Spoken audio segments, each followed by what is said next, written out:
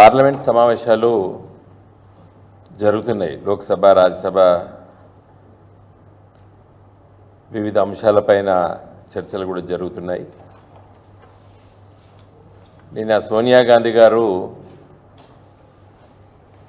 0 అవర్లో ఒక మంచి అంశాన్ని లేవనెత్తారు. వారు ఏది సెన్సస్ గురించి వెళ్ళి సెన్సస్ 2021లో జరగవలసి ఉండే. మీకు అందరికీ తెలుసు, స్వాతంత్రం రాకముందు నుండి ప్రతి 10 సంవత్సరాలకి ఒకసారి సెన్సస్ జరుగుతాయి, గణాంక లెక్కలు జరుగుతాయి. దేశం లోపల జనాభా ఎంత ఉంది, మగవాళ్ళు ఎంత, ఆడవాళ్ళు ఎంత, ఏం చదువుకున్నారు, వయసు ఏంది, పేదరికంలో ఉన్నారా, ఆర్థికంగా ఎదిగినరా, ఇవన్నీ కూడా గణాంక లెక్కలు తీస్తారు. ప్రతి 10 సంవత్సరాలకు ఒకసారి జరుగుతుంది. అది దాదాపు 100 సంవత్సరాలు దాటింది. బ్రిటిష్ ఇండియా లోపలనే మొదలుపెట్టారు. స్వాతంత్రం వచ్చిన తర్వాత ప్రతి 10 సంవత్సరాలకు జరుపుకుంటున్నాం. దురదృష్టవశాత్తు మొదటిసారి సెన్సస్ 2021లో జరగవలసినటువంటి సెన్సస్ జరగలేదు. కారణము కోవిడ్ వచ్చింది కాబట్టి దాన్ని వాయిదా వేశారు. 1 సంవత్సరం వేసారు, 2 సంవత్సరాలు వేసారు, 3 సంవత్సరాలు వేసారు, 4 సంవత్సరాలు వేసారు. ఇప్పుడు 5వ సంవత్సరం 2025. మొత్తం భారతదేశం లోపల అందరూ ఊహించింది ఏంటంటే ఈ 2025లో తప్పనిసరిగా గణాంక లెక్కలు జరుగుతాయి దేశం లోపల. ఎందుకంటే చాలా ముఖ్యం. ఎందుకు దీని అవసరం అనేది నేను క్లుప్తంగా మీ దృష్టికి తీసుకొస్తాను. కానీ 2025లో జరుగుతుందని చెప్పినటువంటి అందరికీ చాలా బాధ కలిగించేటువంటి విషయం ఏంటంటే, మొన్న బడ్జెట్లో నిర్మలా సీతారామన్ గారు ప్రధానమంత్రి మోడీ గారి సమక్షంలో పట్టినే కేటాయించినటువంటి బడ్జెట్ 574.80 కోట్లు.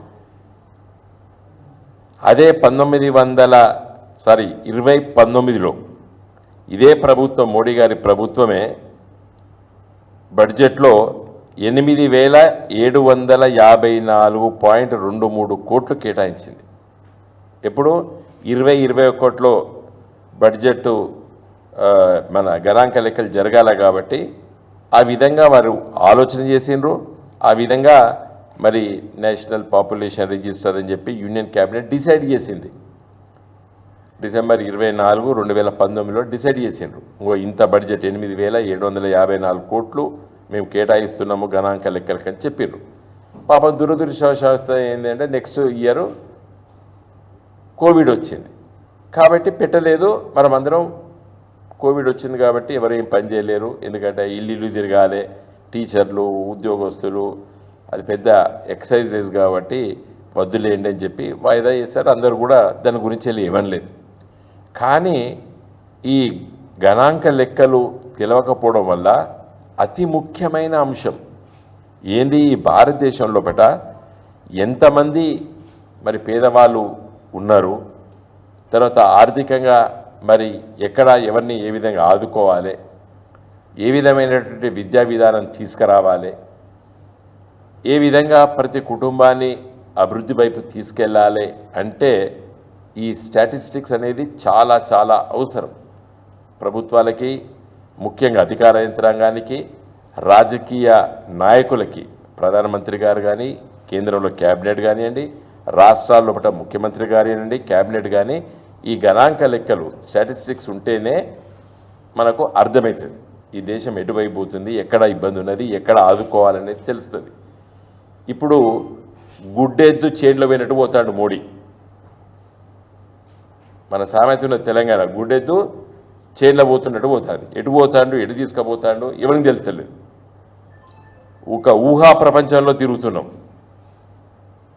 అంతా బాగుంది అని అనుకుంటున్నాం. కానీ మనకు ఇవాళ మరి national food security act UPA ప్రభుత్వం తీసుకొచ్చింది. నిన్న సోనియా గాంధీ గారు అదే ప్రస్తావించారు. దాదాపు 81 కోట్ల జనాభా 2011 లెక్కల ప్రకారం ఉన్న జనాభాకి ఈ నేషనల్ ఫుడ్ సెక్యూరిటీ యాక్ట్ కింద ఈ రేషన్ కార్డులు ఇచ్చి బియ్యము, మిగతా సామాగ్రి అంతా కూడా ఇస్తున్నారు. 15 సంవత్సరాలైంది ఇప్పటికీ. ఈ 15 సంవత్సరాల లోపట ప్రతి 10 సంవత్సరాలకి 15% జనాభా పెరుగుతుందని చెప్పి ప్రపంచవ్యాప్తంగా ఉన్నటువంటి ఆదేశక సూత్రాలవి.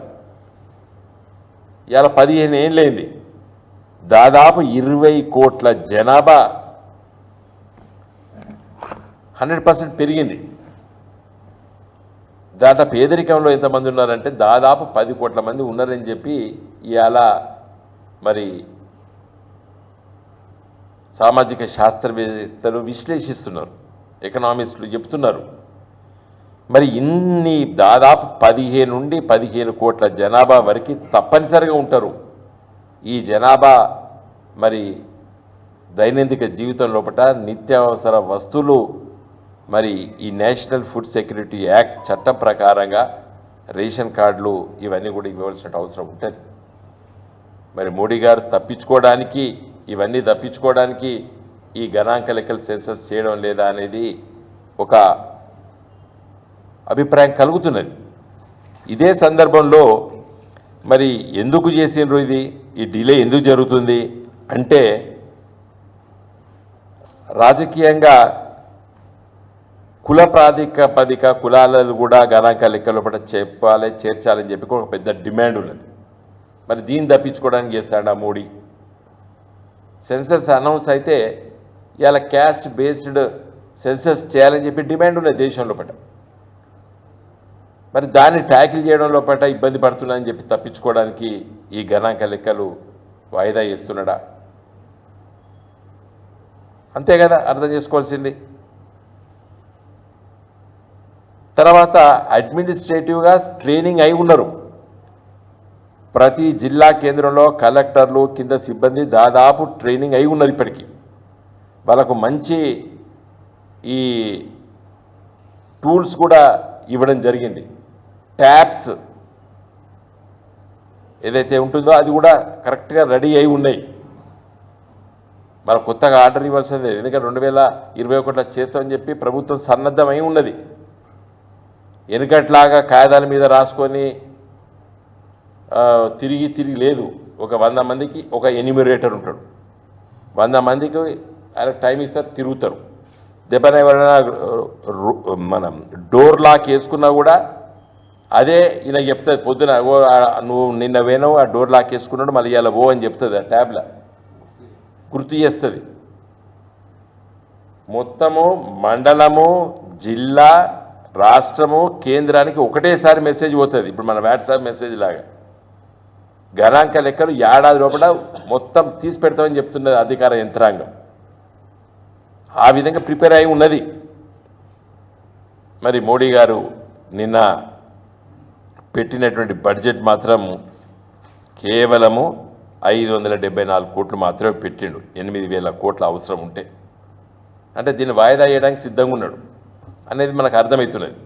ఒకటి, గణాంక లెక్కలు తీస్తే కుల ప్రాతిపదికన చేయాలని చెప్పి డిమాండ్ను తట్టుకోలేనటువంటి భయంతో చేస్తలేడా, లేకపోతే ఫుడ్ సెక్యూరిటీ యాక్ట్ కింద ఇవ్వవలసినటువంటి మరి రేషన్ ఇవ్వాలి ఎందుకు లే అని చెప్పి వాయిదా ఇస్తున్నాడా?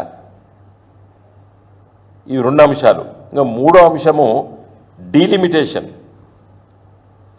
ఇది మహిళా రిజర్వేషన్ చట్టం. అందరూ మహిళా రిజర్వేషన్ బిల్లు అంటున్నారు.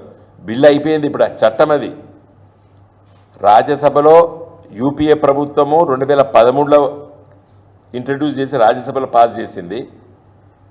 2023లో మోడీ గారి ప్రభుత్వము లోక్సభలో పాస్ చేసిండ్రు. రాష్ట్రపతి గెజిట్ పబ్లికేషన్ చేసింది. ఇలా చట్టం ఇది. ఈ చట్టము మరి ఈరోజు అమలు కావడానికి ఎందుకు అమలు అవుతలేదు, ఎందుకు చెప్పాలా? దీంట్లో సెక్షన్ 5లో చాలా స్పష్టంగా ఏం చెప్పిందంటే, shall come in to effect after an exercise of delimitation is undertaken for this purpose after the relevant figures of the first census taken after commencement of this Constitutional Amendment Act 2023. అంటే 2023 సెప్టెంబర్లో ఈ చట్టం వచ్చిన మొదటి గణాంక లెక్కలు ఎప్పుడైతే బయటకు వస్తాయో అప్పుడే ఇది ఇంప్లిమెంట్ వస్తుంది ఈ చట్టము ఉమెన్స్ రిజర్వేషన్ అని. ఇవాళ మోడీ గారు గణాంక లెక్కలు ఈ సంవత్సరం కంప్లీట్ చేస్తే వచ్చే సంవత్సరం నుంచి ప్రతి అసెంబ్లీ ఎన్నికలు ప్రతి పార్లమెంట్ ఎన్నికలు మహిళలకు 33% రిజర్వేషన్ ఇవ్వాలి. అంటే పేరు కోసం మాత్రం బిల్లు లోక్సభలో పాస్ చేసి ఇలా మహిళా రిజర్వేషన్లు తప్పించుకోవడానికి నువ్వు గణాంక లెక్కలు చేస్తలేవా అనేది ఒక అంశం. మన రాష్ట్రానికి వస్తే, తెలంగాణ రాష్ట్రానికి వస్తే, ఆంధ్రప్రదేశ్ రాష్ట్ర విభజన చట్టంలో చాలా స్పష్టంగా ఏం చెప్పిందంటే 2026 తర్వాత మరి ఇది అమల్లోకి వస్తుందని చెప్పారు. మరి నువ్వు గణాంక లెక్కలు చేస్తలేవే, గణాంక లెక్కలు చేయాలని ఉన్నది దాంట్లో. అసలు అదే వద్దు, మేము మొదలే ఇంప్లిమెంట్ చేయని చెప్పి 2014లో కొట్లాడినాం. చిన్న పొరపాటు వచ్చింది, 2026 వరకు ఆపాల్సిన అవసరం లేదు, మీరు 2014 లోపల తీసుకొస్తే 2019లో జరిగే అసెంబ్లీ ఎన్నికల్లో ఇంప్లిమెంట్ చేసుకుంటామని చెప్పి కేసీఆర్ గారి నాయకత్వాన్ని మేము మోడీ గారిని అడిగినాం. ఆయన 2026 కదా, 2026 తర్వాత చూద్దాంలే అన్నట్టు తప్పించుకున్నాడు. మరి ఇప్పుడు 2026 కూడా వచ్చినట్లేదు, ఎందుకంటే గణాంక లెక్కలు రావాలి. అంటే ఇవన్నీ కూడా ఒక 15-20 ఏళ్లకు వాయిదా వేయడానికి మోడీ గారు సిద్ధం అయినట్టు నేను అనుకుంటున్నా. ఎందుకంటే నీ చట్టం చదివినా దీంట్లో ఏం చెప్పిండదట, after the commencement of this act census ఎప్పుడు జరిగితే అప్పుడు ఉన్నాడు. అంటే నువ్వు ఎప్పుడు చేస్తావు సెన్సస్? మన ఆంధ్రప్రదేశ్ రాష్ట్ర విభజన చట్టం, తెలంగాణ రాష్ట్రం ఏర్పడ్డ చట్టం లోపల 2026 తర్వాత వస్తుందని చెప్తారు సెన్సస్ తర్వాత. అన్నిటికన్నా ముఖ్యమైనదంటే ఫుడ్ సెక్యూరిటీ యాక్ట్, పేద వర్గాలకి రేషన్ బియ్యం ఇవ్వడానికి, పప్పులు ఇవ్వడానికి, లేకపోతే మిగతా ఏవైతే పేద వర్గాలని ఆదుకోవడానికి ఇచ్చేటువంటి ఈ ఫుడ్ సెక్యూరిటీ యాక్ట్లో ఉన్నటువంటి మరి ధాన్యాలు అవన్నీ కూడా, గోధుమలు మిగతా అవన్నీ ఇవ్వాలని చెప్పి దాంట్లో చట్టంలో ఉన్నది. మరి దాన్ని తప్పించుకోవడానిక ఎందుకో అర్థం అవుతలేదు. ఇది ఎందుకు అంటున్నామంటే ఏదో పొలిటికల్ ఆరోపణ కాదు, ఇది రాజకీయం కోసం మాట్లాడతలేదు నేను. నిన్న ఇప్పుడు బడ్జెట్ పైన చర్చ జరుగుతుంది పార్లమెంట్లో, కాబట్టే ఈ ప్రెస్ మీట్ పెట్టా నేను. ఇవాళ కేవలం 574.80 కోట్లు మాత్రమే గణాంక లెక్కలు ఇష్యూ చేసిండ్రు.